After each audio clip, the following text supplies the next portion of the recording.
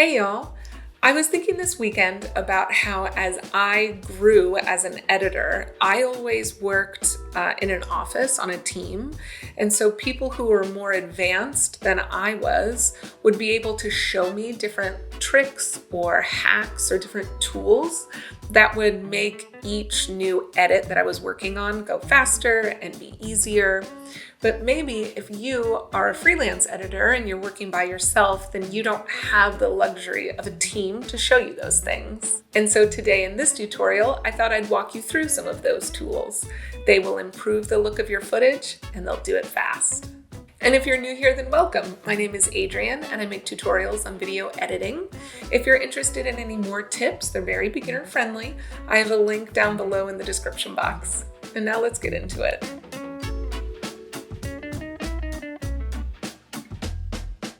The first tool that I want to show you how to use is if you wind up getting footage on your next freelance gig that is not perfectly in focus. As you can see here, I have this footage of this frog and he's sitting pretty still, but he's breathing. And the eye is well in focus, but because of the incredibly shallow depth of field, the tip of the mouth is not. And I'm wondering if we can fix that a little bit, make this a little bit more in focus. Go over to the effects panel and search for sharpen. Drag and drop it onto your clip, and then come over to the effect controls panel and down to sharpen. I am going to draw a mask around this part of the frog.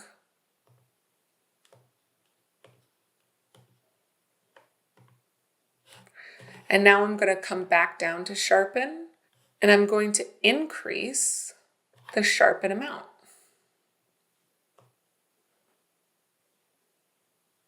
And that looks really good. That made this much more crisp without affecting any of this really nice, pleasing shallow depth of field.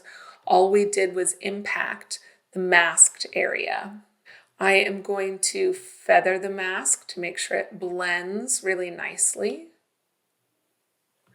And then I am going to make sure that my playhead is at the top of the clip. And then I'm going to come back over to sharpen and that mask. And I am going to track it because the frog breathes and his neck expands down.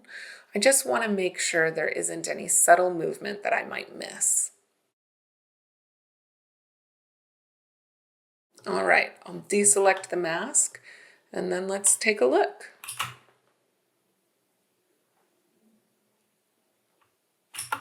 That looks great. Problem solved.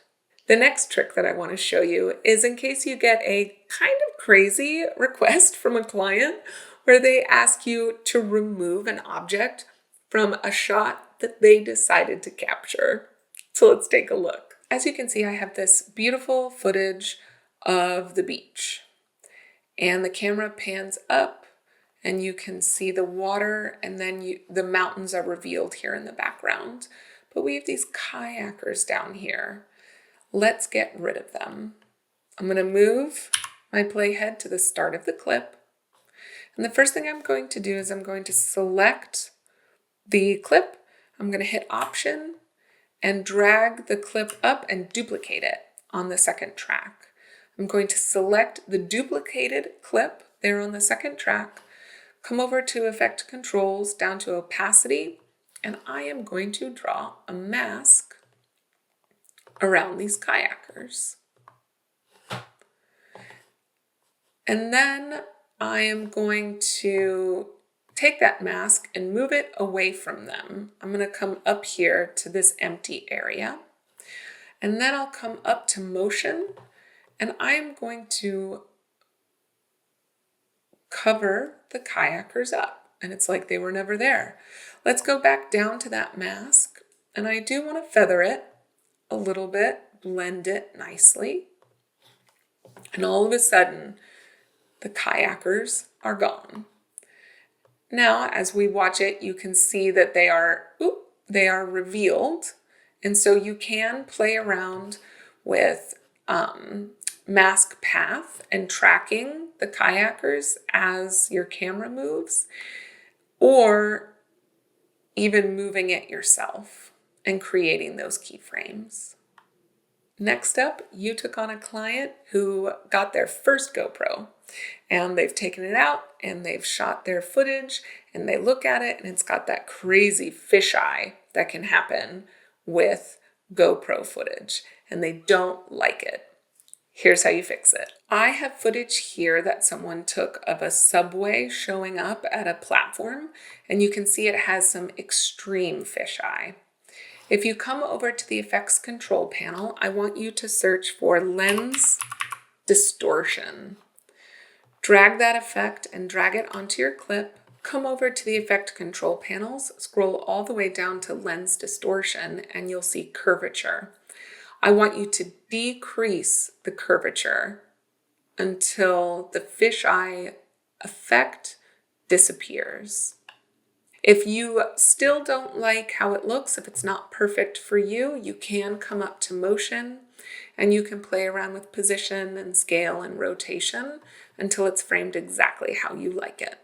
Be aware when you use the lens distortion to fix fisheye footage, you might wind up losing some of the edges.